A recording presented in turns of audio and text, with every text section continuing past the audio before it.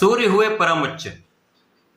नवग्रहों में राजा सूर्यदेव 13 अप्रैल को देर रात्रि काल में अपनी राशि का परिवर्तन करने जा रहे हैं तथा वर्तमान मीन राशि को छोड़कर मंगल की मेष राशि में इनका प्रवेश होगा। प्रिय दर्शकों, मेष राशि सूर्यदेव की उच्च राशि है। इस प्रकार से सूर्यदेव अपनी उच्च राशि में प्रवेश करने जा रहे हैं तथा ज्योतिष के नियमानुसार जो ग्रह अपनी उच्च राशि में पहुंचता है उसके प्रभाव में, उसकी क्षमता में, उसके बल में, उसके सामर्थ्य में कई गुना वृद्धि हो जाती है तथा वो ग्रह अत्यंत सकारात्मक परिणाम प्रदान करता है। अब सूर्यदेव तो 9 ग्रहों में राजा है, राजा के समान ही इनका प्रभाव है, क्षमता है, एक विशेष आभामंडल है।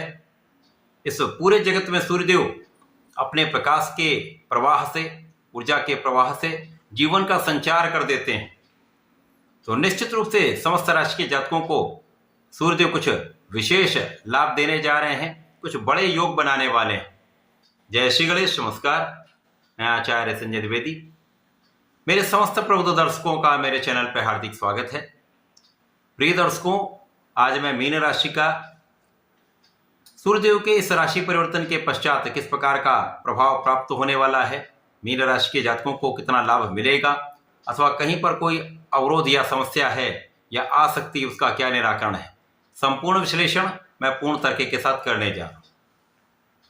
प्रिय दर्शकों, इस राशिफल को आप अपने लग्न तथा राशि दोनों के अनुसार देख सकते हैं।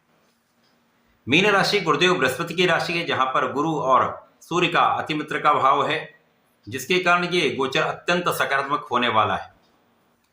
मीन राशि के लिए सूर्यदेव षष्ठम भाव के स्वामी हैं। षष्ठम भाव के स्वामी का गोचर धन भाव में प्रारंभ होने वाला है। प्रिय दर्शकों, द्वितीय भाव जो कि धन का भाव है, जहां पर अत्यंत विशिष्टता प्राप्त होती है। प्रिय दर्शकों, सूर्यदेव द्वितीय भाव में होंगे, जो कि धन का भी भाव है, परिवार का भाव है, पारिवारिक संपत्ति का भाव है, वाणी का भाव है। यहां पर जब सूर्यदेव उच्च राशि में होंगे तो निश्चित रूप से इस भाव के प्रभाव को कई गुना बढ़ाने वाले हैं। इसके अतिरिक्त सूर्य जिन जिन कारक भाव के स्वामी हैं उन सभी में वृद्धि होगी। सूर्य का जहां जहां प्रभाव प्राप्त होगा सभी भाव में यहाँ पर प्रबलता प्राप्त होने वाली है।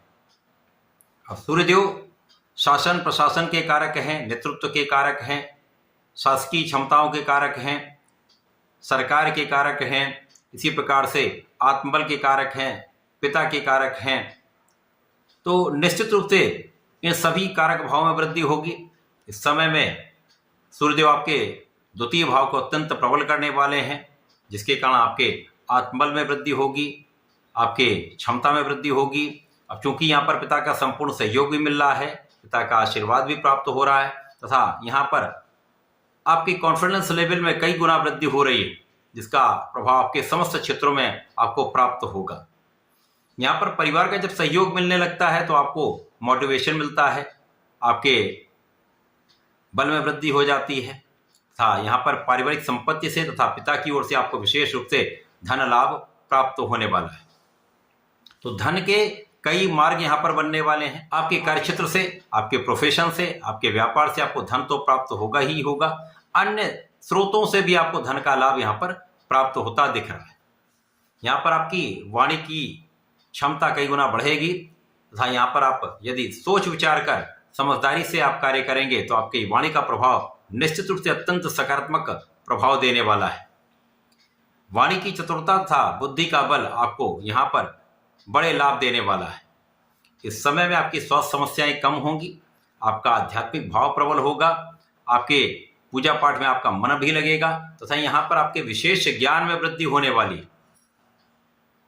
इस समय में जो जातक नौकरी के लिए प्रयास कर रहे हैं, नौकरी के लिए लगे हुए थे लेकिन काम नहीं बन पा रहा था, अब आपका प्रयास यहाँ पर सफल होने वाला है। आपको सफलता मिलेगी, एक अच्छे नौकरी की प्राप्ति आपको हो सकती है, अच्छी जॉब की प्राप्ति हो सकती है, अथवा आपके जॉब के क्षेत्र में ही, आपके नौकरी क्षेत्र में नए अवसर, अच्छे अवसर आपको प्राप्त हो सकते हैं। इसी प्रकार से व्यापारिक क्षेत्र में नए कॉन्ट्रैक्ट्स मिल सकते हैं, प्रोफेशन में नए नए अवसर आपको प्राप्त हो सकते हैं। इस समय में आपके रोगों से आप बचेंगे, शत्रुओं से भी आपका बचाव होगा, पूर्ण रूप से यहाँ पर आप सुरक्षित भी रहने वाले हैं। आपकी संपूर्ण सुरक्षा तथा आपकी आयु की भी रक्षा होगी। इसी प्रकार से इस समय में जो जातक ऋण लेने के प्रयास में हैं, यहाँ पर उनको ऋण आसानी से प्राप्त हो सकता है। यदि आप थोड़ा सा भी समझदारी से कार्य करेंगे, अच्छी संस्थाओं से प्रयास करेंगे, तो आपका काम यहाँ पर बनेगा। इसी प्रकार से जो जातक अपने ऋण से मुक्त होना चाहते हैं, तो इस समय में आपको अपने ऋण का कुछ भाग अवश्य चुकाना चाहिए। तो इस समय में आप अपने प्रयासों से अपने ऋण को पूर्ण रूप से चुका भी पाएंगे, क्योंकि इस समय में आपके धन के भाव में अत्यंत विशिष्टता आ रही है। धन का भाव प्रबल होगा तो आप अपने ऋणों को पूर्ण कर पाएंगे। इस समय में किसी भी प्रकार का विवाद आपके लिए